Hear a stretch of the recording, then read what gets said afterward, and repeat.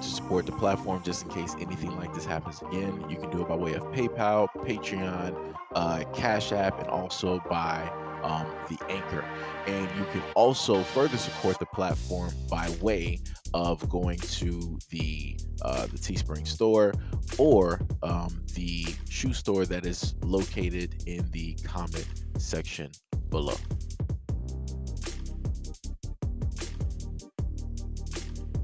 Until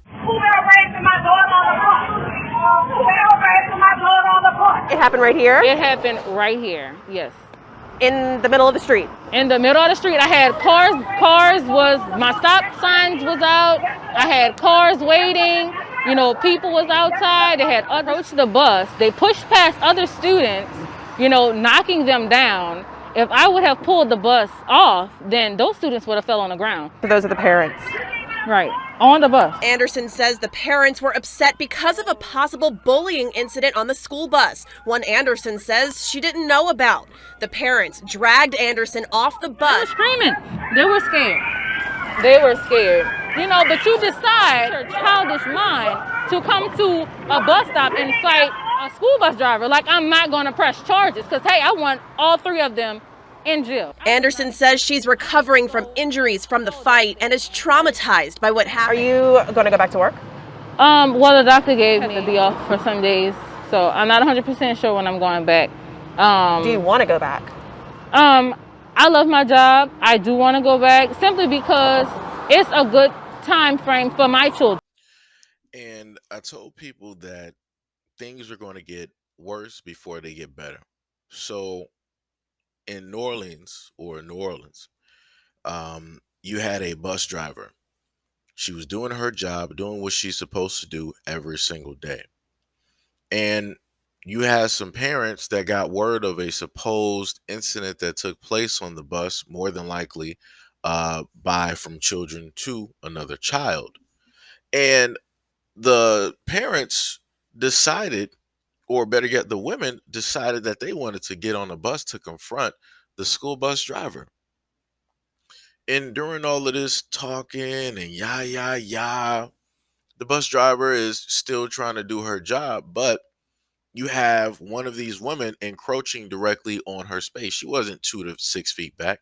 She was directly up on the bus driver as she is in her seat in the school bus. And when that was happening, you saw the bus driver noticing how everything was looking. You see her, in a sense, try to get the woman back, which is completely understandable because no person has the right to be directly inside of your space, right? You can talk to somebody 6 feet back, even maybe 4 feet, but to be directly up in somebody's personal space that close where you can literally feel the body heat off of somebody is 1,000% ridiculous. So you see that take place, and then the mother decides, any other woman decide to sit up there and not take that as like, okay, well, maybe we're a little bit too close. No, they decide that they're going to amp up the situation by basically getting the bus driver directly off the bus. And then that's when you see the 3 women going after the bus driver. She's defenseless. She can't do anything. The woman literally can't do anything. She is literally on the ground as this is taking place. And then the 3rd woman with them, she's sitting up there on the outside filming. These are all black women, mind you. All black women, mind you. And I kept sitting up there telling people that if you allow things like this to skate by, it's going to get worse. Your kids are going to see this. The world is going to see this. And it's going to be generalized, not just on, these women, but on black women in general. So it doesn't matter if you're going to say that, oh, I would never act like this. I've never been like this. I've never done this in public. People that I know and that I'm around in my family, we've never acted like this. So yada, yada. Look here, it's a losing argument. It's a losing argument. It's a losing argument. The only way to circumvent this from becoming even more of an issue is if you start to have black women really hold other black women accountable. Because you can't blame this on men. You can't try to say, oh, the men not protect. Nope. This specifically had to do with women. This is the responsibility of the women, of the mothers, of the females of the black community to make sure that things like this do not take place. Like, I'm just trying to understand, like, how do you think a bus driver is going to deal with their job if there is a potentiality that this can happen to them just because your kids are having an incident with another kid on the bus?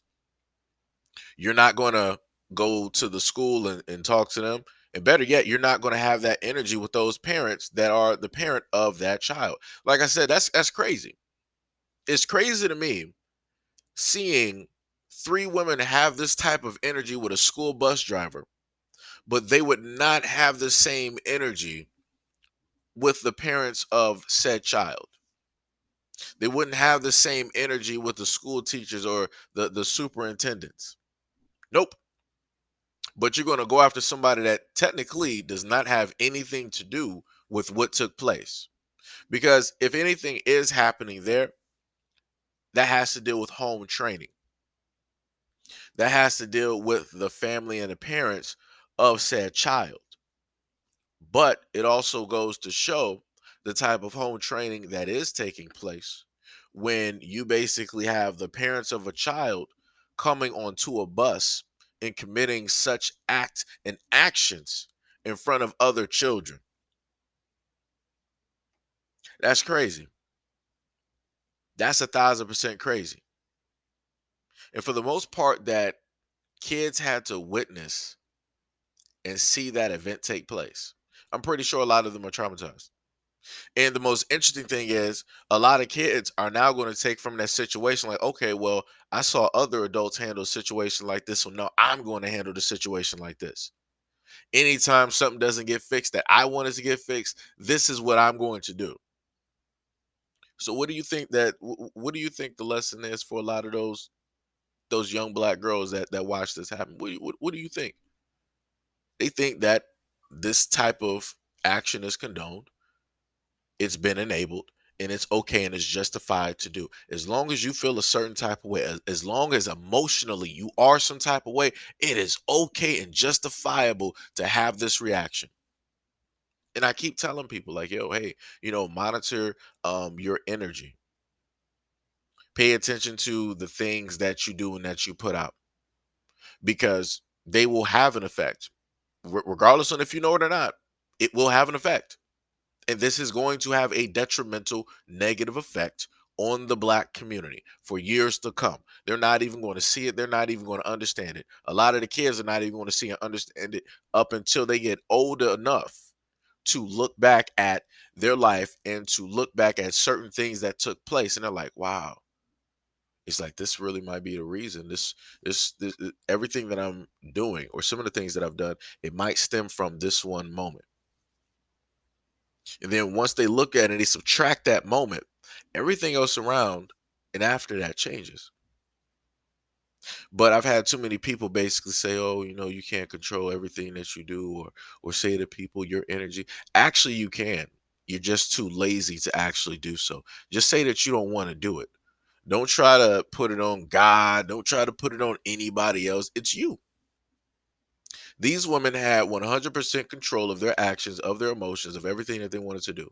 And instead of trying to control it, they was like, up, Jesus take the wheel.